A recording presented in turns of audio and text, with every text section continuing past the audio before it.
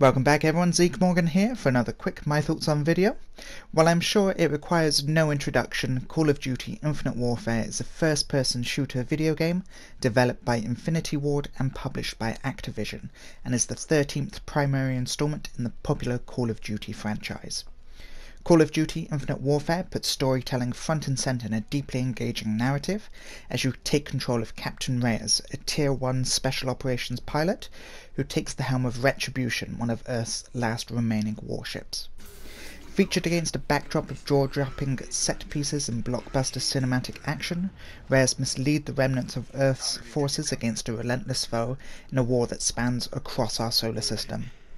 Kit Harrington, or Jon Snow from the popular Game of Thrones franchise, plays the antagonist Salen Kotch, the leader of the settlement's defence front, an almost totalitarian regime that wishes to control resources and become the preeminent power in the solar system. Also offered in the base edition is the return of the iconic multiplayer action, with more game modes than you can shake a stick at, and a revitalised and almost cartoonish zombie modes, which allows players to fight against a wave of increasingly difficult zombies. Special editions were also released with access to a remastered version of Call of Duty 4 Modern Warfare, and this can also be bought via the PlayStation Store or Xbox Live Marketplace for those buying the game second-hand, as well as the classic litany of microtransactions for new maps and zombie locations. Having completed this game only recently, I have to say it had a really fantastic single-player story in my opinion.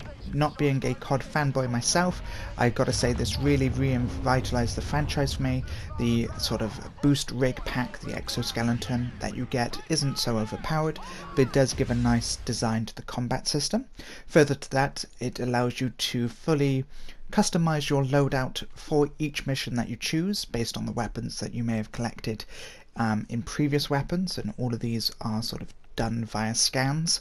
You pick up an enemy weapon, you then unlock it for subsequent missions, which I liked. It doesn't allow you to pretty much go in there all guns blazing with the best weapons straight away. It does have that little bit of progression. On top of that, I really enjoyed the fun aerial combat when you jump in your Jackal, and this has ship-to-ship fighting, and this really does break up what could be a slightly disappointing length single-player action. I think the single-player campaign could have been a little bit longer, but supplemented that with the shipboarding and the Jackal missions, your main side missions. It really does become quite a lengthy campaign, probably about 25 hours if I was to put a little bit of a guess on it. Further to this, the mission select screen is pretty much remnant of Mass Effect, which allows you to select which mission you want to go on next. Obviously, main missions having to be done in a select order, whereas you can have all the side missions open to you when you want, and this gives a breakdown of what perk you're going to get, how many most wanted people are on that, and a success probability. Well, I would like to have known a little bit more about the success probability, because I was doing missions with 75% probability of completion and doing these quite easily. That could have been explained a little bit more, but hey, there is always a little bit to do. With it, the multiplayer offers much of the same, and there's no real reason for me to go through this. Obviously, the chances are you have played a Call of Duty multiplayer match before. You have your classic game modes as well as a few extras to keep you entertained, and the zombie mode is a fun, engaging thing. I really do feel that Kit Harrington played a fantastic role in Salen Kotch, the leader of the settlement defence front. As I said before, he was absolutely fantastic. I really enjoyed whenever it came up to a cinematic with him in.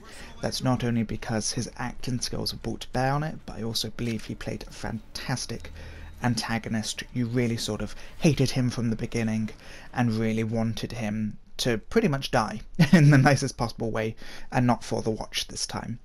Of course, Conor McGregor, the famous UFC fighter, also does make a guest star appearance, as well as a few others which I won't care to mention, otherwise I might be here all day.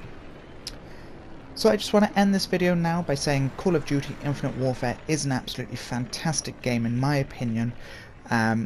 It revitalised the first-person shooter genre, the Call of Duty aspect within my own personal opinion. It did have a deeply engaging narrative, it has a backdrop of jaw-dropping set pieces, blockbuster cinematic action, great cinematics, both in and outside of games.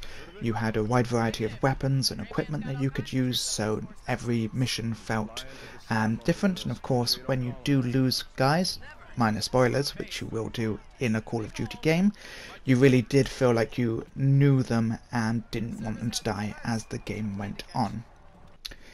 So there we have it. Hopefully you have enjoyed. If you have played Call of Duty Infinite Warfare, please let me know in the comments section below. What were your favourite parts? Did you hate it when certain characters died? Please try and leave it spoiler free if we possibly can. Of course, if you enjoyed, please don't hesitate to leave a like, comment, share and subscribe, and stay tuned for more videos. Thank you very much for watching, and as always, have a lovely day.